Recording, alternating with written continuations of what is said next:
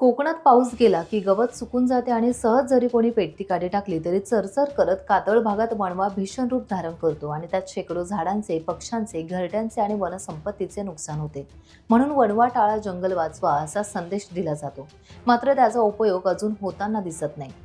आज सिंधुदुर्ग जिल्ह्यात दोडामार्ग तालुक्यात कळणे सड्यावर आगीचा वणवा पेटला आणि चोहीकडे आगीचे तांडव निर्माण झाले. धुराचे लोट उठले, पाखरांचा किलबिलाट सुरू झाला. वारा असल्याने गवत पेटतच गेले. ज्याचे नुकसान झाले आहे त्यांच्या डोळ्यात अश्रू दाटून आले.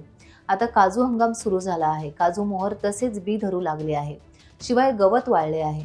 या संधीचा फायदा घेऊन काही विघ्न संतोषी मंडळी डोक्यात नको ते विचार आणून गवत काजू बागायतीमध्ये आग लावणे, नुकसान करणे सुरू असते.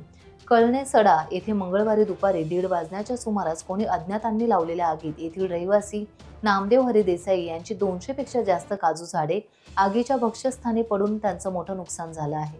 जवळपास पाणी नसल्याने आगीवर नियंत्रण मिळवता आले नाही. काही क्षणात कापलेले गवत यामुळे आग आणखी भडकली. लाखो रुपयांचं त्यांचं नुकसान झालं आहे. टाइम्स डिजिटलला लाईक करा, शेअर करा, सबस्क्राईब करा आणि बेल आयकॉन दाबायला विसरू नका. Times digital.